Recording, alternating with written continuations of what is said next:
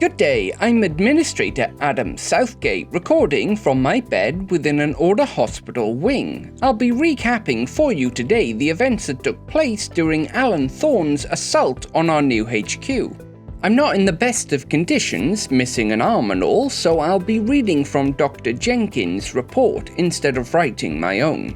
All I will add is a quick summary of the aftermath at the end to try to illuminate the current state of affairs. So, this is the Alan Thorn Defence, a recap. Hello, I am Senior Researcher Dr. Jenkins. If you listened through to the end of the latest instructional video covering the Earth Wilt that my previous student Adam Southgate created, then you will no doubt know that the Order HQ has come under attack. This assault was perpetrated by Alan Thorn and the horde of necromancers that he has enthralled to his will. This appears to be a large-scale attack with the aim of securing the Mother's Blood artifact that we claimed recently. Alan Thorn requires this artifact to complete his planned ascension into an immortal god, and it appears there is no lens he will not go to complete this goal. At current, we have no contact with anyone inside the base, including Adam Southgate himself, Thraig Niwedd, and Arwen Lord. Along with this, Dragonkin and Metallics living within the complex appear to also be trapped within, with only a few of each outside the base during the initial attack. From the last we were able to see from within the complex, the underground construction has partially collapsed and is flooded with all manner of undead. We've also had numerous sightings of more prominent necromancers, including Alan Thorn himself. From what we can see from the external view, the necromancers gained entry with some unknown explosives, literally blasting their way into the mountain. We now have a difficult decision to make. From what we can tell, the top of the complex where Adam Southgate, along with many security and administration staff suffered the brunt of the explosions. Odds are there are survivors buried beneath the rubble, however the artifact was being kept at the very bottom of the complex with Thraig Niwedd. Splitting the hunters into two teams, the first would begin to dig into the top of the complex, aided by the few Dragonkin not in the base at the time. The second, led by the Slumbering Sanctuary, Fithy Opportunist, and that one guy, would start digging their way down to the lower sections. The complex was built within a mountain, so the first team would need to walk to the top before attempting to breach. The second, however, could break in through the collapsed main entrance. Team 1 were expecting more open resistance outside the base, but instead only a few stragglers were found shambling around aimlessly that were easily taken down.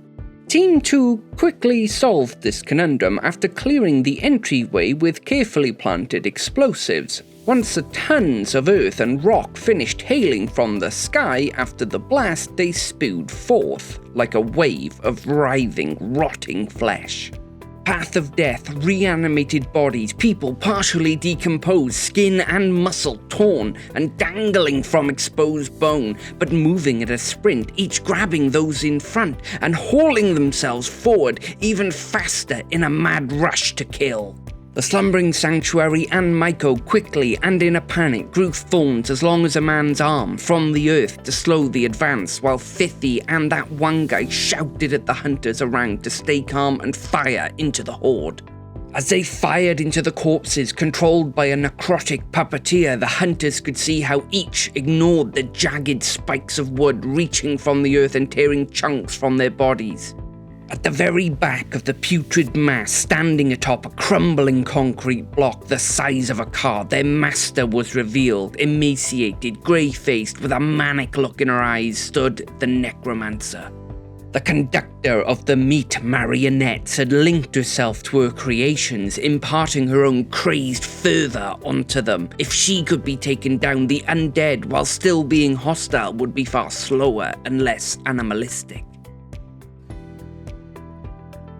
Those of the ravenous, rotting hordes to leave the underground first had torn their way through the spines rising from the earth. Almost all the flesh upon their putrid forms had been ripped away by the time they reached the hunters, cracked, scraped, and furious skeletons ready to kill. The hunters, pressed by this assault, switched to various melee weapons and engaged metal against bone. Amongst the cacophony of battle, Fithy slipped down and moved to the outskirts of the line. He needed to circle around so he could get above the reopened entrance and then collapse the tunnel, killing the necromancer. To cover his movements, the slumbering sanctuary and Maiko created a short-lived but blinding flash of green light to draw the enemy's attention. Fithy, with a burst of speed, rushed to the base of the mountain and began to climb. As he pulled himself upwards towards the position where the explosives would need to be set, 5 of the corpses caught a glimpse of his movements and began to rush towards him. Fithy, with the explosives in one hand and the other gripping for purchase, was unable to draw his weapon to defend himself, and the undead were closing the distance, hammering their own bony fingers into the rock to pull themselves higher. Despite his best efforts, he felt as the hand of one of the monstrosities brushed against his boot as he climbed, but before the inevitable there was a sound like breaking china and the wet slosh of processed meat. That one guy, seeing Fithy's predicament, had leveled his rifle and fired the first round, connecting with the closest one's head. The other 4 were still chasing, but were too far away to stop what was about to happen. Finding a crack within the rock large enough, Fithy forced the explosive into place, setting the timer before continuing his mad scramble to safety. With the rounds fired by that one guy, the undead were only just reaching the position of the device when, boom. What was left of the roof of the tunnel came thundering down upon the necromancer, who let out a final manic scream of delight as her body was crushed into a greasy liquid. The change was almost instantaneous. The fire that was present in the undead's movements extinguished. They still moved, still attacked, but were more mechanical and far slower. The battle continued for the next 10 minutes, however, it was closer to cleanup rather than a real fight. Once the dust had settled, the hunters began the arduous task of once again digging into the mountain. Meanwhile, the other group that had headed to the top of the mountain to enter in at the administration area had had an easier time of it, with again only light resistance. Once they had broken through to the complex, however, and had begun to dig for survivors, they had noticed something odd. Someone else had been digging through this rubble first. They found people, some barely clinging to life, others not so lucky, but it seemed as though someone had been dug from the earth and taken elsewhere deeper into the complex. A pathway had been dug out towards the central shaft, and the cables for the lifts had been cut. Who had been taken, and for what reason, was unknown. A small team of 5, led by Sam of the Slumbering Sanctuary's team, separated from the rescuers descending the central shaft, precariously dangling from cables. During the entire vertical journey, the 5 were assaulted by desperate screams coming from far below, eerily distorted by the stonework to sound otherworldly. Along with the cries of those desperately fighting for survival, the clicking of bones was ever present, a relentless scratching that ate at the back of their minds. Sam himself was the first to reach the open tunnelway into the security level. The place was a mess of blood-stained floors, discarded, broken body parts, and spent casings. What was worse though, coming from further within, was the soft cry of a woman that appeared to be harmonized with itself. The unsettling sound clawed up the spine and chewed at the sanity of the listeners, but once the other 4 had arrived, they pressed on into the swallowing dark. Down at the main entrance, having once again collapsed it to rid themselves of a particularly troublesome necromancer, the main force had finally tunneled their way into the mountain. As they crossed the threshold into what would have been the Order's new headquarters, the miasma of death was so thick as to be nearly visible, with several hunters immediately beginning to retch as the smell entered their bodies and clung to their clothes. They were in a large open area built to be a car park for the facility, but was being used before the attack to move construction material in and waste rock out. Now it was only the aftermath of a battlefield. Corpses littered the floors, both that of the undead and the security staff that faced them. Something immediately stuck out to the hunters. Running straight through the detritus of a battle lost was a furrow through the bodies, clearing a path towards the rest of the facility. Next to the doorway, and far too big to fit, was a path of transformation monstrosity laying lifelessly and limply. However, it almost looked as if something was missing from its disgusting form. The twisted mass of torsos and limbs had a wound that had long since stopped bleeding, but it was one of careful removal rather than sudden trauma. As Sam and his small team headed deeper into the emergency-lit hallway of the security wing, the sounds of harmonized sobbing only grew louder.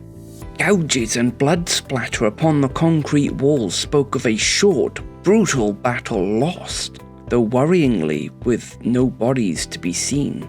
It was once they reached the security wing's atrium that the source of the terrible wails were finally identified.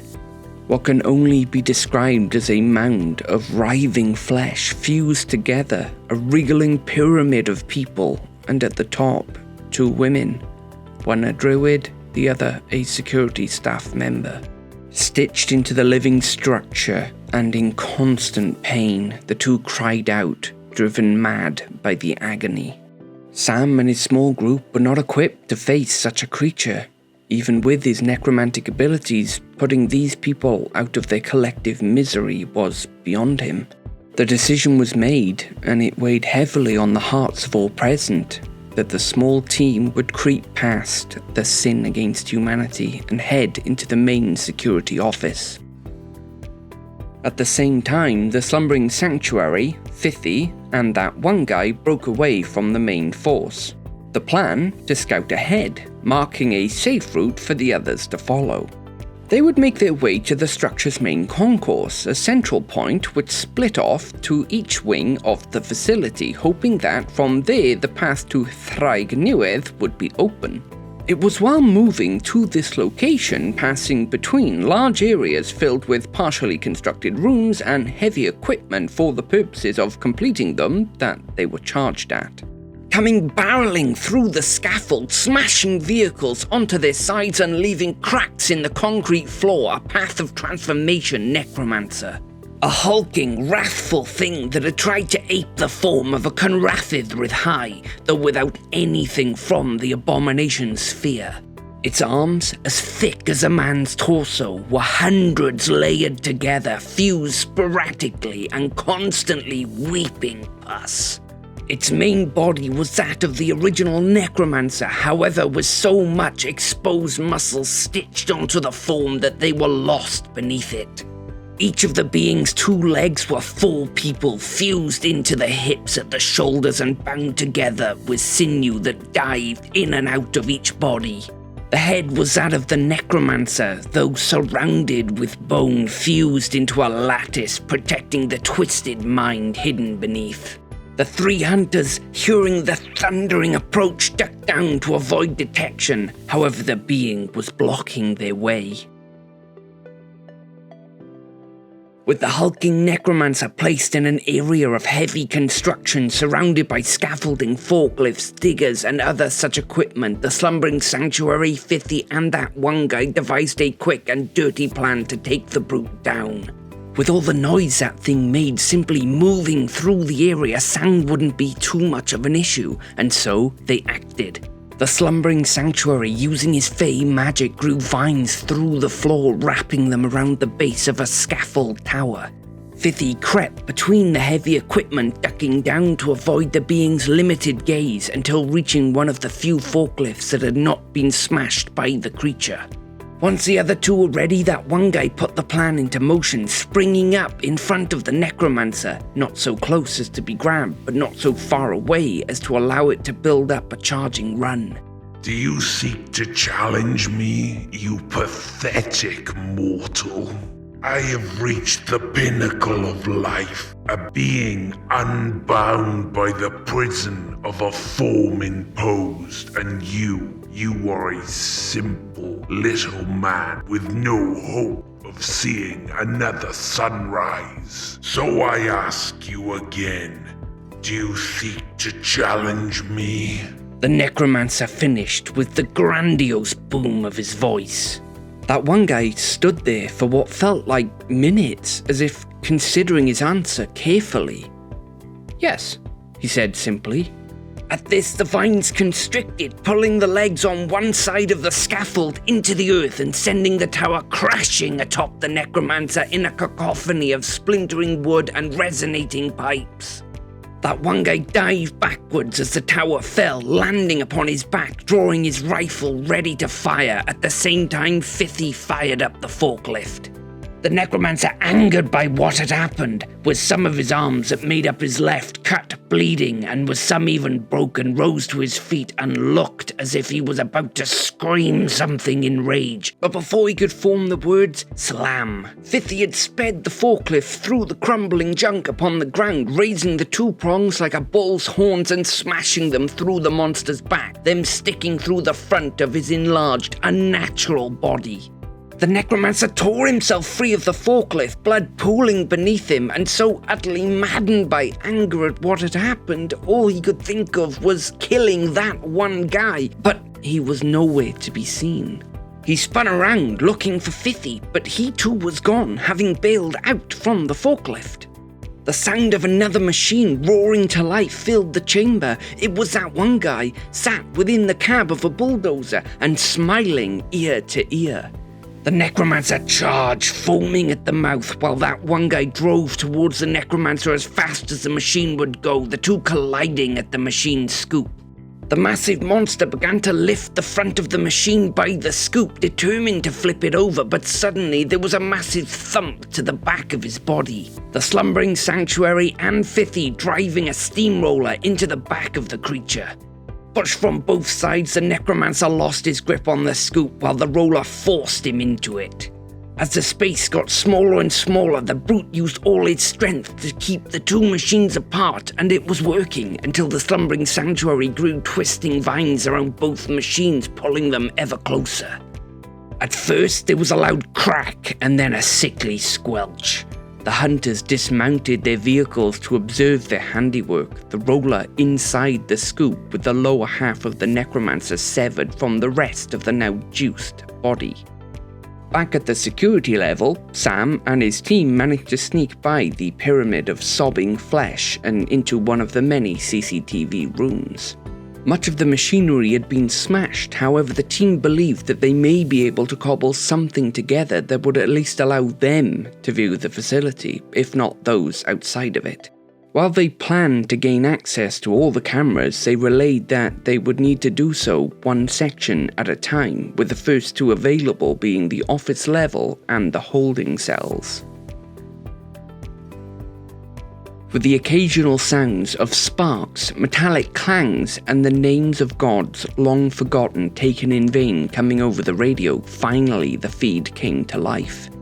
A playback of the initial attack from the office level showing Adam Southgate recording an instructional video when the entire room shakes. He can be seen looking around in shock, then frantically recording the emergency announcement and sending the video to be published when another large blast hits the area, collapsing much of the ceiling. All that can be seen after this point is rubble for some hours until a group of necromancers enter the frame. A male path of death master, eyes sunken so far as to be pinpricks, a female path of life master, her features uncannily perfect to the point of causing unease, and Alan Thorn himself, grotesque and painful to look at, his form a shifting mass. A mix of monstrosities of necromantic creation can be seen entering the frame and digging through the rubble until unearthing Adam Southgate. He struggles weakly against his captors until Alan Thorn simply snaps his arm and drags him out of frame by the cracked and shattered limb.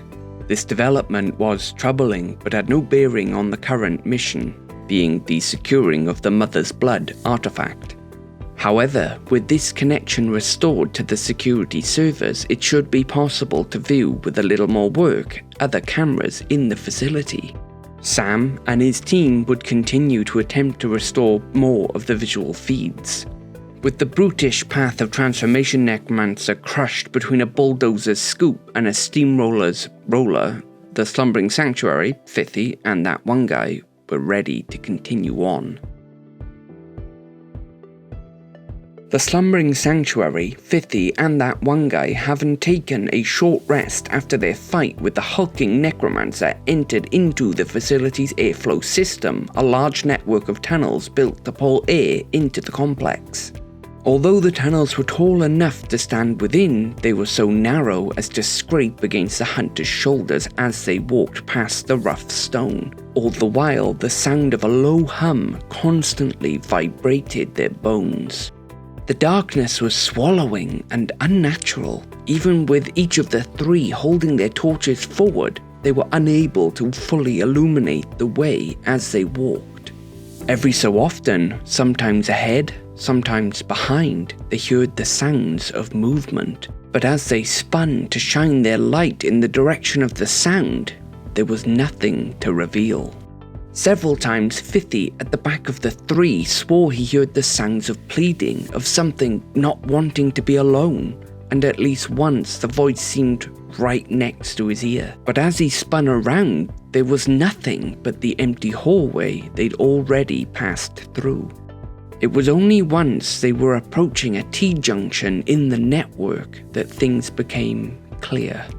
Looking ahead, with the path split to both the left and the right, the three saw the silhouette of a man cast on the wall, but with no body to create the shadow, the Ombre D.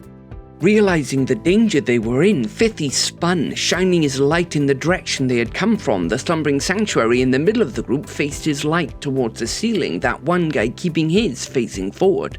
As long as they were covered from each angle, there was no way for the entities that lived as shadow to approach.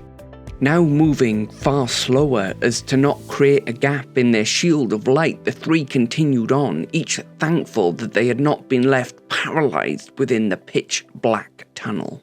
Eventually, they reached the grate that would allow them to come out into the containment cell area on the same level as Thraig Newydd that broke free with a few quick kicks. The hallway-like room with cells built into the solid stone walls was thankfully well lit, and the three jumped down as the screams of the desperate and abandoned Ombre D screeched out behind them, unable to follow them into the light. Many of the containment cells were still filled with the entities, thankfully locked away for study by the Order. However, one contained something that should not be locked within. Adam Southgate, his left arm crushed flat and bound with his own lab coat, seemingly unconscious but alive. With the three unequipped to really help the man at this time, and him being safe from any attack from within the cell, they decided to move forward after reporting his location to the main force, as well as the Ombre D within the tunnels. The main force would be able to push through with more powerful spotlights, so it should not be as much of an issue for them. However, the three would need to go ahead into Thraig Newydd's lair before the main force arrived, as Sam, within the security room, relayed the issue. After re-establishing the feed within the dragon's massive cavern, Sam had seen how Thraig Newydd was standing above the mobile lab containing the Mother's Blood artifact. Around him were almost all the dragonkin, each equipped with anything that could be used as a weapon. They were fighting against scores of undead, transformation abominations, and enhanced Path of Life necromancers, while at the far end of the room stood Alan Thorn, flanked by the sunken-eyed Path of Death necromancer and the uncanny Path of Life necromancer. The battle was not going well. With the dragonkin locked against the undead, Thraig Newydd was unable to bring his own might to bear, and the dragonkin were quickly being overwhelmed. With time running short and the battle turning against the dragonkin, the hunters chose to go for the nuclear option, calling in an ally that, while unpredictable, was unquestionably powerful, Anthra the She. that one guy leveraging a favor owed and using his own blood to create the entity's mark upon a concrete wall, the summoning took place. The blood warped and shifted upon the vertical surface like a living being possessed of its own will, reforming into the shape of a plant's bud, then growing to an enormous size. The odd construct shook and quivered until suddenly bursting open, leaving Anthra standing there, wooden cup brimming with some unknown alcohol in one hand. "It's about time you called in that favour, you silly sod. I was getting bored of waiting," said Anthra, not a note of respect for the gravity of the situation. The three hunters, the slumbering sanctuary, Fithy, and that one guy patiently explained to the she the issues they were facing, while Anthra drifted in and out, taking occasional sips of his drink that never seemed to run out. Once the three had finished, a wicked smile grew across the entity's face. "I've an idea, but I'll need time in the room, and you'll need to get it for me," he said smugly. With the main force still heading through the claustrophobic air system, the three, along with Anthra, rushed into Thraignuev's chamber. The entire cavern was in chaos, hordes of animated corpses throwing themselves against the Dragonkin's line, large path of transformation monstrosities being swarmed by Dragonkin, climbing over their putrid forms and biting chunks from their flesh. Thraignuev himself standing astride the mobile lab containing the artifact, unable to use his fire with so many allies in the space, but biting and swallowing any necromancer that dared get too close. The three needed to get Anthra behind the Dragonkin's line and away from the necromantic forces so he could begin whatever he had planned. The four had yet to be noticed by either side of the mad melee, being hidden within an offshoot corridor, giving them a little time to think. However, every moment spent planning was less time for Anthra to ready his scheme. It was desperate, probably stupid, and definitely mad, but a decision was reached. The slumbering sanctuary, using the last of his stored power, would launch Fithy, that one guy, and Anthra over the battle. He would create a tight bundle of roots beneath the three, twisting the creation into a ball of stored kinetic energy, then releasing it all at once, throwing the two hunters and the she towards the dragon. The sound created was like a gunshot as Fithy, that one guy, and Anthra, laughing the entire time, tumbled through the air. The sound immediately announced the slumbering sanctuary's position, with several of the undead creatures turning from the battle and racing towards him. He turned on the spot and ran back towards the containment cells, his vision tunneling from the expense of magical energy. The undead tore after him, grabbing any available surface and ripping themselves forward. The slumbering sanctuary, fighting to stay conscious, pushed himself onwards towards safety. A vacant containment cell, the door set to auto-lock once closed by the hunters before they started the plan. As he passed the threshold, one of his legs gave out from beneath him and he crumbled to the ground. Turning his head to face the doorway, he saw the corpses foaming with untamed rage and only steps behind him. With the last strength in his body, he threw his knife towards the first, it chipping off its head while he kicked out with his leg, shutting the door just in time as the creature slammed against it. The three, after being launched by the slumbering sanctuary, lost all control and were at the mercy of his aim. The room was spinning around them so fast that they could not tell where they were, and each of the two hunters were partially blinded by the pain of having both their legs broken by the launch. They hit the ground roughly, skittering across the floor until being stopped by slamming into the legs of someone. Both drew their weapons and aimed upwards, but what they saw was not a nightmarish creature of twisted flesh, but a dragonkin, utterly confused as to where they had come from. Anthra walked up to the two as if nothing out of the ordinary had happened. "Well, you two, are you ready to get to work?" he asked. The two hunters, in incredible pain, just stared at him dumbfounded until he finally realized. "Oh, right, sorry. I forgot how breakable you lot are." At that, he grew his own vines around the two hunters' shattered legs, the constructs tightening into improvised braces. It wasn't great and was very uncomfortable, but they could move. Anthra, pleased with its work, headed into the mobile lab. as it was the most defended position to begin the ritual, while the two hunters joined the battle, alongside the dragon kin.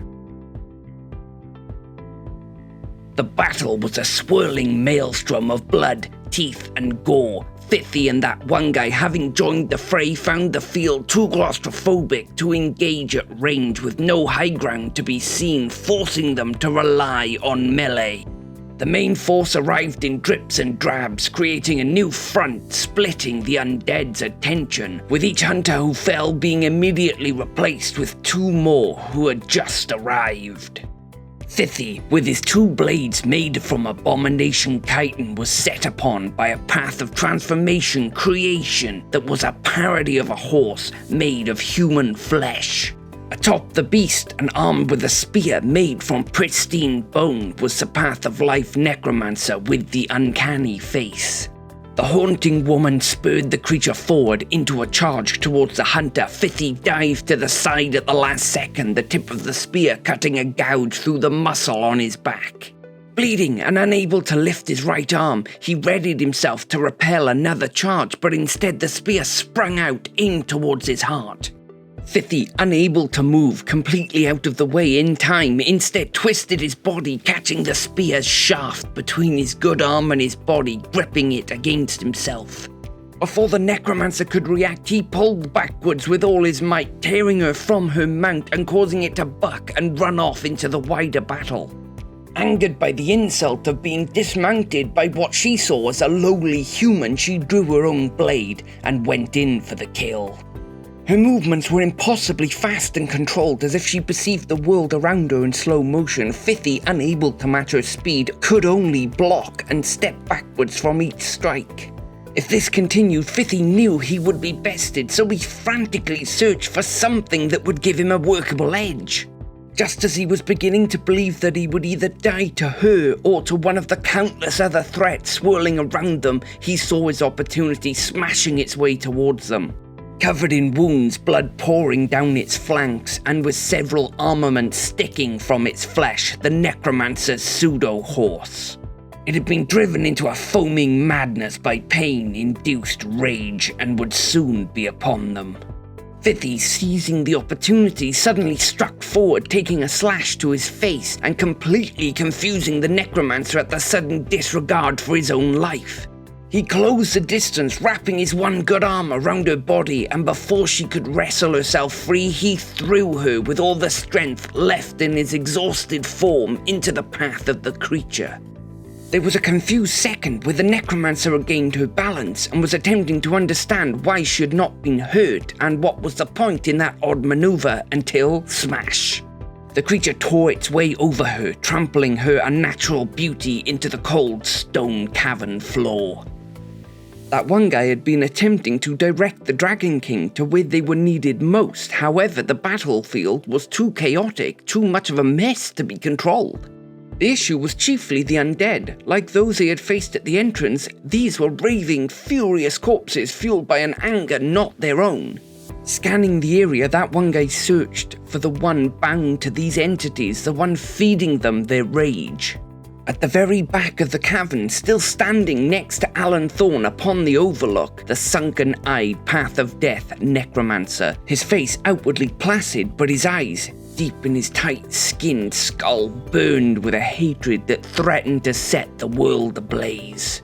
There was no way anyone could get close enough to cut the man down, but with nowhere to stand to get a clear line of sight, a rifle shot was out of the question. That's when that one guy was shaken to the ground by Thraig Newith, stepping slightly to the left to shift his balance. He called out to the dragon, asking him to lower his head.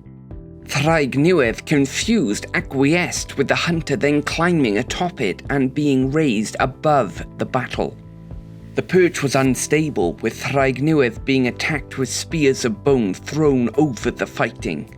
That one guy would have one chance, one shot. If he missed, the necromancer would move to another position and the chance would be gone. He braced himself against the dragon's ear, slowing his breathing to the point of being unnoticeable, and readied his weapon, staring down the sights, and fired.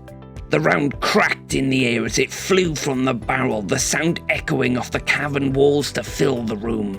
The round whistled over the carnage, an uninterrupted comet ready to strike a fatal blow. It connected, hitting the right side of the necromancer's torso. There was no spray of putrid blood, nor did the fiend fly backwards from the impact. Instead, he simply looked down in pitiful confusion as the growing bloom of bright red and very human blood seeped into his clothes. He staggered backwards, his legs growing numb and his vision blurring, finally falling from his position next to Alan Thorn and onto the rocky floor far below. With the path of death undead losing their fire, it seemed as though the battle would turn. However, leaping from his perch and commanding all the monstrosities to follow, Alan Thorn entered the fray. They cut a spear thrust through the line, a savage stab of death right towards Thraig Niwedd and the artifact underneath. Dragonkin and hunters were thrown aside as the column of flesh surged its way through, a mad look of desperation on Alan's face. It was just as they were about to hit the mobile lab that a voice brimming with smugness and tinged with an ethereal quality filled the cave. I'm ready, said Anthra. Bursting from the earth came hundreds of roots, each ending in razor-sharp tips. They twisted and turned like snakes and stuck into the undead's bodies, worming their way under what little skin remained. The ends of the roots detached from the earth, fully submerging themselves within the bodies of the corpses and locking them all in place. Alan Thorn was unlike the others, held to the floor by roots that acted like ropes, binding him in place just in front of the mobile lab. The door swung open, slamming against the outside wall of the building, and standing in the frame was Anthra, a smile plastered on his face. In his one hand the cup that never ran out, in the other the mother's blood artifact, though now with a small plant growing out of the top of the bottle, seemingly feeding off of the blood that overflowed. Well lads, this has been pretty fun, but I'll be on my way now, if you don't mind. Well, in fact, even if you do. At that, Anthra cut open his own palm using the tip of one of his antlers, then draining the silvery blood onto the floor into the shape of a Celtic knot. The ground opened up into a world so alien that it caused those that looked into it to fall to the floor, overwhelmed by dizziness. Ah, right, I almost forgot. Come on lads, he said, waving to the undead. At this, they all formed into a line, including the still living monstrosities, placing their hands on the hips of the one in front. At the very head of this morbid conga line was Anthra, still grinning from ear to ear, as they marched into the portal to another world. With the events concluded, we need to now assess exactly what the aftermath is. Anthra, though it was not agreed to, has absconded with the artifact. This is not as dire a situation as it may first seem.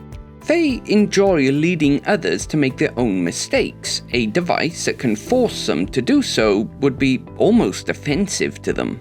So it's highly likely that Anthra will either try to destroy the mother's blood or hide it away where it can never be found, though only time will tell. Arwen Lord, the Path of Life necromancer that promised to aid in the artifact's destruction, sadly died during the initial assault, her body found beneath the rubble. The staff at the base took heavy losses, however, far more survived than was first estimated, with around 60% managing to hide away during the whole affair. The Metallics, not having any strong feelings towards Thraig Niwedd and having yet to go through any training, remained within the Dragonkin's wing, which they share with them. While they did suffer some assaults, overall this was rather light, with almost all surviving. The centralized HQ, though damaged, is savable, with cleanup work already underway. The hunters who participated in this event and survived are now recovering within Order Hospital wings across the country.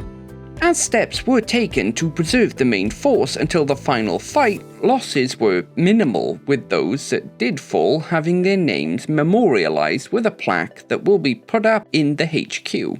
The undead were taken by Anthra, the roots that were grown throughout their bodies puppeteering them, making them fully under his command. The necromancers that did not die during the battle have been locked within containment cells until we can work out how to proceed, including Alan Thorn himself. I myself am also within an Order hospital wing, in fact sharing the same one as the Slumbering Sanctuary and Fithy Opportunist, who are recovering well. My arm has been completely crushed and is unrecoverable, and so I'm to be fitted with a Pinocchio prosthetic, which will be a new experience to say the least. Otherwise, it's now business as usual until the next threat rears its head. The Pathmaru Towers are still standing and guarded by undead, so contracts will be going up to secure them in the near future. But the nurse is now coming with my dinner, so with Arthur's might and Merlin's wisdom, please like, comment, and subscribe. Thank you.